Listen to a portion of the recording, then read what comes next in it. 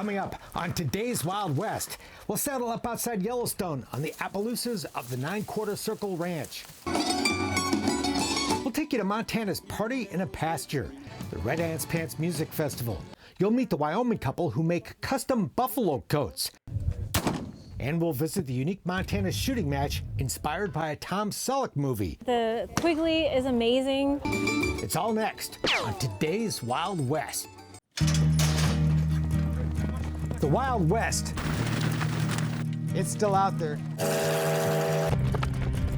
We'll show you how to find it. This is today's Wild West. Step up. All right.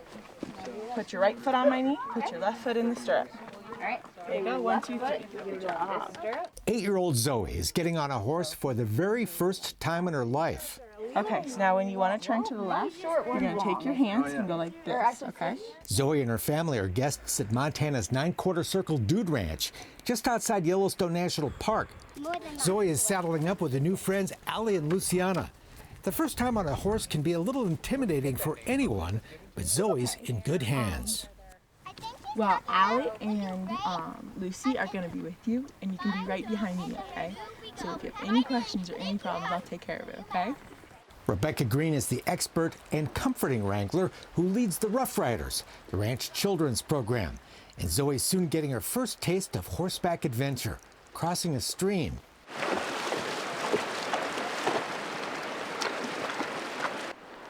Osprey's a good horsey. That's what my baby sister used to ride. Allie and Luciana are veterans of the saddle, and their relaxed confidence is contagious.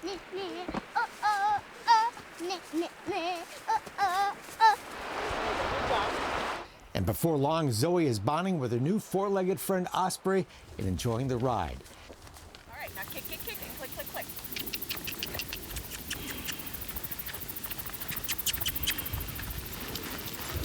There you go. And before this trail ride's over, she'll even do some trotting. I love trotting. This is so fun. The 9/4 Circle has been making memories for kids like Zoe and their families for generations. You've been coming here since you were 5. Since I was 5. Today, Jen's here with her husband and daughter and her dad, who first brought the family here back in 1970. The countryside, it's the riding. It's great to have my daughter grow up here as well, just like I did. It's just glorious country with blue sky and forest around and fish in the stream to look at, and it's just been a great way to grow up with my family. Known as the place where time stands still, this ranch looks pretty much like it did in 1970, and the unspoiled country that surrounds it hasn't changed much since 1870. The 9/4 Circle is nestled in a canyon bordered by national forest, just 4 miles from Yellowstone National Park. Everything changes, but the new Kelsey generation is doing a great job and maintaining the Kelsey tradition absolutely through and through. The Kelsey tradition begins with Howard Kelsey, who bought the ranch in the late 1940s. In this canyon that was once a hideout for outlaws, a Chicago family bought the property, founded the ranch, and built the main lodge in the 1920s. But the Great Depression of World War II left the ranch sitting vacant for years until Howard brought it back to life.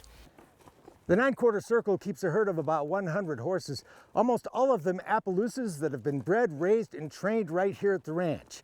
It's a tradition that began back in the 1940s when the Kelsey family first bought the ranch. And these beautiful horses, like my horse Wind, are well suited for this rugged yet beautiful terrain. There's not a lot of people that have a closed herd that they've done their own breeding for 65 years. And the fact that we have raised every horse here and brought them up and trained them and done that whole process, we know what we're getting. And so it's reassuring to me to go down there and put somebody that I don't know on a horse that I know very, very well.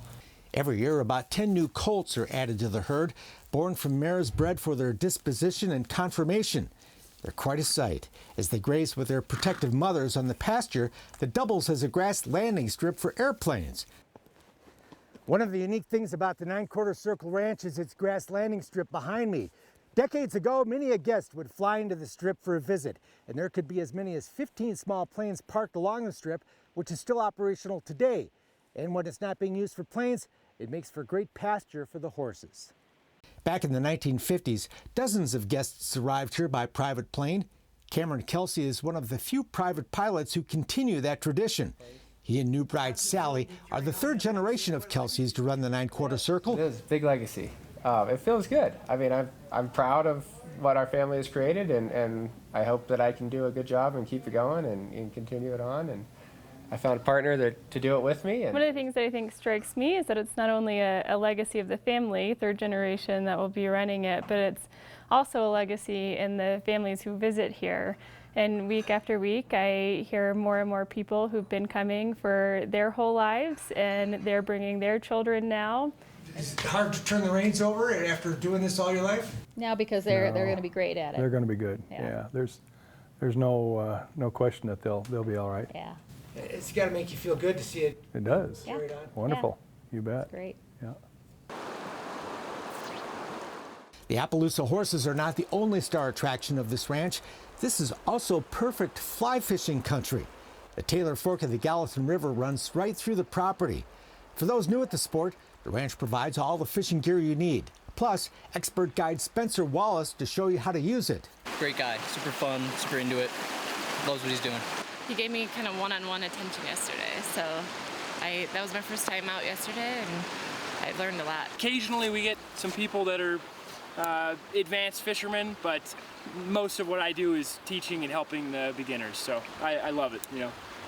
There's lots of places to go fishing in this world, but few in this kind of setting. I've done this before, but never anywhere this beautiful. For those who love the horses, it's always cool to watch the wranglers driving the herd in the morning. And later, head out for a great day's ride. Riding here is like having your own national park. This country is spectacular, and the crowds of Yellowstone are all on the other side of that boundary 4 miles away. And just like the park, elk, deer, wolves, grizz, and moose all live in the neighborhood. Like, I've seen 6 moose now, and Mostly bull or yeah? mostly bull. Yeah, I've seen one. Wrangler Haley has already seen a bunch of moose this season, and as we crest a hilltop, we spot one more. Quite a sight. How cool is that, huh? That was super Way cool. See a moose? Second female I've seen. Whether you're looking for a kid's ride, a slow ride, or some expert loping, the 9/4 circle has the trails, the wranglers, and the horses to keep you happy. The Appaloosa horses we ride are the breed the Nez Perce Indians were known for, and the tribe came right through Yellowstone Park during the summer of 1877 as they fled the pursuing U.S. Army and tried to escape to Canada. Like I say, that was kind of what the Indians wanted. They wanted a sure-footed, tough-hoofed, long-going horse, and then they also liked the color. Like that. Everybody's in the saddle together as we head out for the ranch dinner ride one evening. We take a meandering and scenic trail ride to the ranch picnic spot for grilled hamburgers and hot dogs enjoyed outside, where food always tastes better. The 9/4 circle offers a variety of special weeks, adults only, photography week, even a session for quilting. But summertime is family time, and this ranch is a great place for kids to be kids. Fun to watch them run free in a safe place where no one has to worry. With ranch staffers watching the little ones, the grown-ups can head over to happy hour at Kim and Kelly's home in the 9/4 circle's 1931 Yellowstone touring coach. Only way to go. Come on in. Kim gave us a lift to his beautiful home. Yeah, good. Very cool. Where we had drinks and hors d'oeuvres and a chance to chat about the day. Later, back at the ranch, we're all together again around the campfire. Simple pleasures.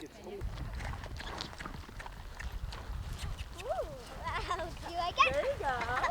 And what a place to bring the kids. It was great. That was really fun. And be a kid, no matter what your age. And she liked trotting. You It's were trotting? Yeah. Oh my So goodness. they bounce really high. I bet. All at this place where time stands still. It's neat to see what we can all do together. She couldn't find work pants for women, so she made her own, then started a music festival to help others. We'll take you there just ahead.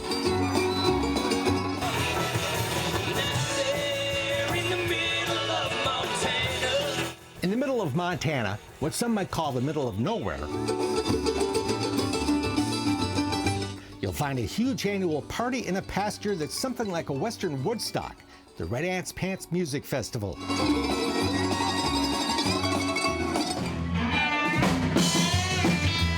18,000 people gather here on a warm July weekend to rock out to 16 main stage bands, playing an eclectic mix of music: Americana, Southern rock, outlaw country, bluegrass, and more.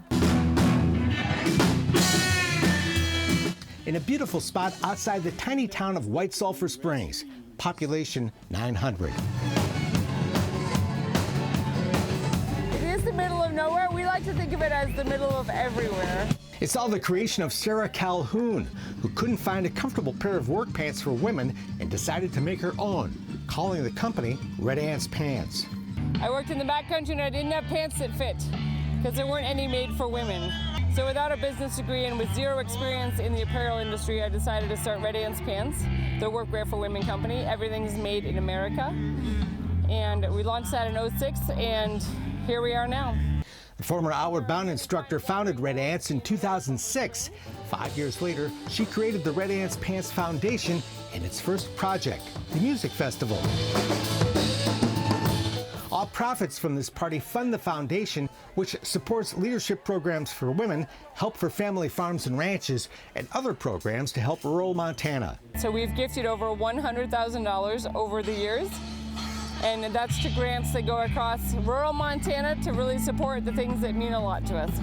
Sarah may be the brains of the operation, but the whole community volunteers and pitches in to make it happen, starting with Scott and Lynn Jackson, who donate the use of 100 acres of their ranch for the festival. The thousands who come here to have a good time are very appreciative. Oh, I just love the music. I love the atmosphere. The music, the friends, and the alcohol. The mix of music is matched by the variety of people in the crowd.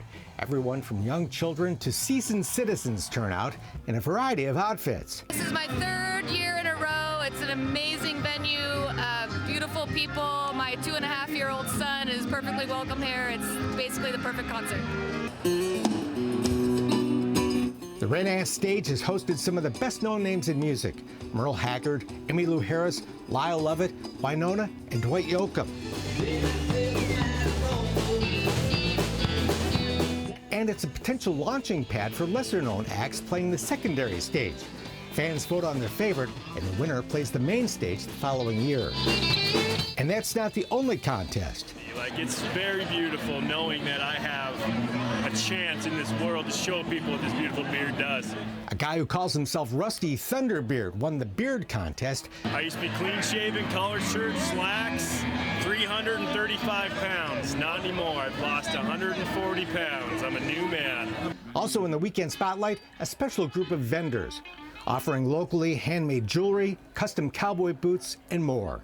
It's been good. It's been really good. It's a great crowd. Been absolutely wonderful. First year, great experience. Everyone is a Montana-based vendor. A lot of them are out of very small rural towns in Montana, so it's a great opportunity for us to promote business owners that are doing beautiful work in small towns. Red Ants has its own merch, t-shirts, belt buckles, and of course, the work pants for women that started it all, modeled by carpenter Allison Colby. I love them because they're comfortable and they're really tough. It's cool to know that they're made in the USA. You know, it's like, it just makes me feel good to know that somebody right here sewed them for me. Thank you for having us at your wonderful, beautiful, lovely part of the world in this great festival. It all makes for a great summertime vibe, and the touring musicians who play here are quick to notice what a special venue this is. I had a great time, yeah, wonderful folks. And of course, what a beautiful setting, huh? I think it's amazing. I love it out here. It's so great to be surrounded by this beautiful scenery, and this festival's awesome, and everyone's so nice, and all the bands are amazing. I love it. I think it's one of the best festivals I've ever played. The scenery, beautiful, and I'm a really big fan of the lineup here. I think all the artists are very legit. We're gaining a reputation of really people want to come play here because the crowd is phenomenal. They're listening, they're cheering, they're paying attention, and they're loving it. And we have great hospitality, and I mean, look at the landscape. It's hard to beat. Yes, we can still do snow cones. Mother Nature did rain on this parade a time or two with a passing summertime shower, but the weather didn't dampen anyone's spirits. The weather, it's perfect. It gives a little break to the heat. It's Montana in the summertime. It's a really special time. It's bringing folks from all different parts of the country and world together and having a fun time in a cow pasture. It's neat to see what we can all do together. You definitely need to check it out. It's one of the best ones I've ever played, and I've played a lot of festivals. It's one of the best ones. And by the way, you might be wondering where the name Red Ants comes from. That's because in an ant colony, it's the women who do all the work.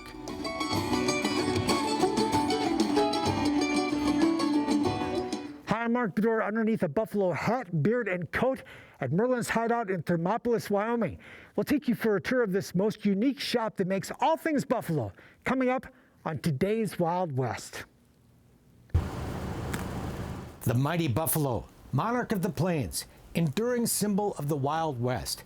Also known as the American bison, it was the animal the Plains Indian depended on for food, shelter, and clothing, and warm buffalo robes for the cold winter. They're all blanket soft, and everyone is unique to itself. You'll find brand new buffalo robes today in Thermopolis, Wyoming, at a unique business specializing in all things buffalo, Merlin's Hideout, makers of buffalo coats, hats, mittens, vests, and more.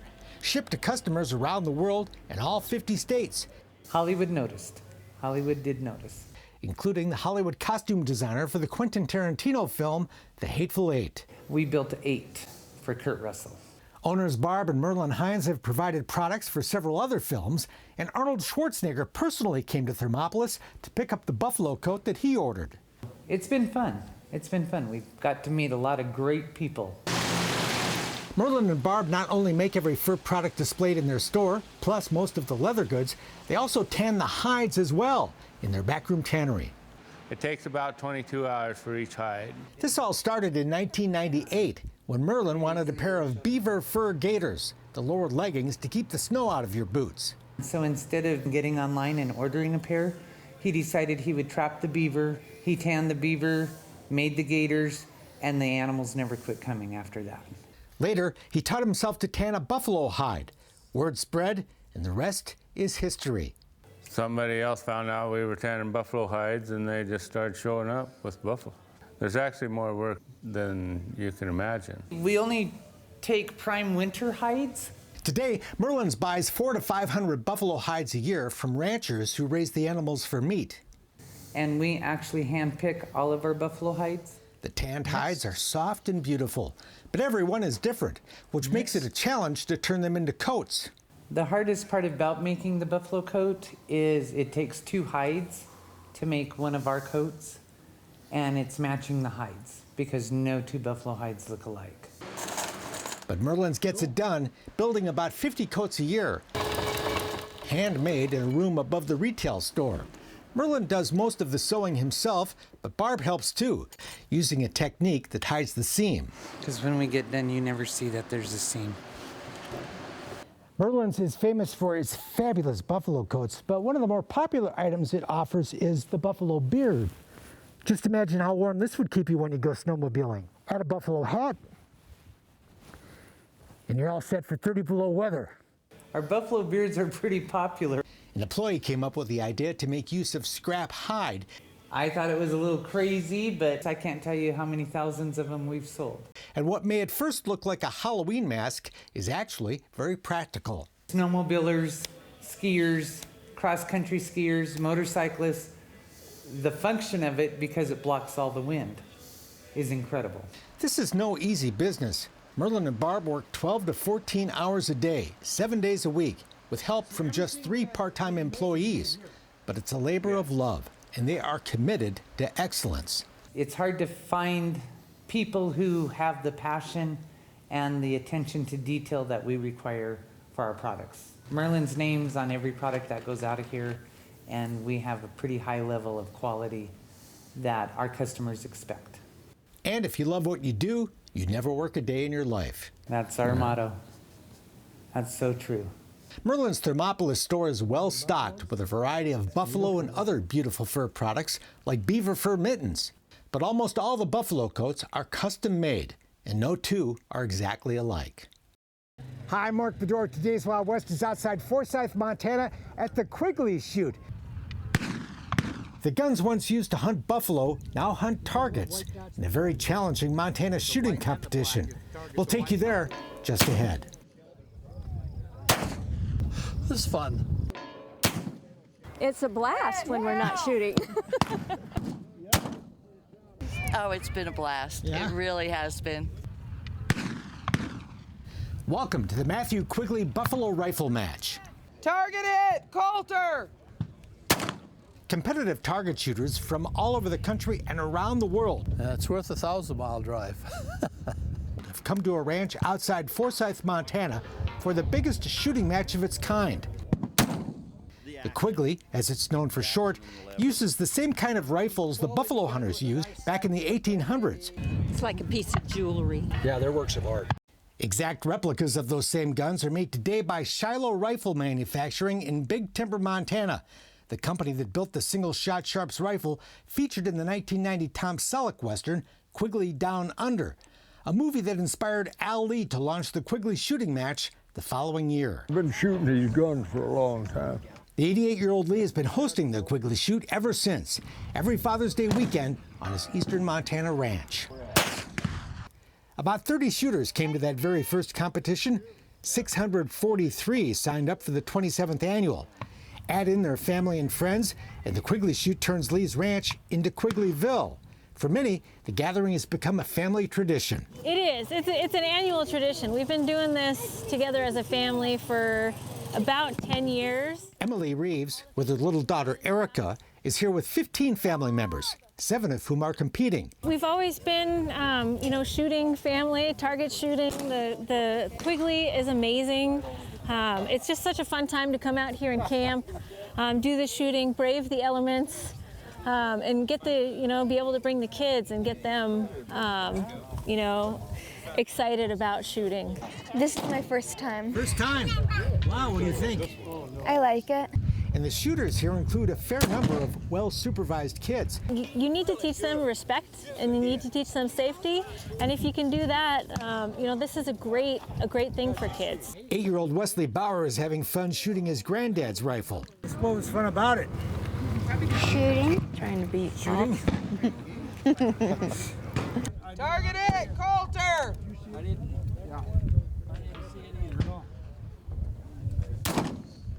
16-year-old Coulter Johnson first came here as an 11-year-old with his granddad. How's this weekend going for you? Pretty well.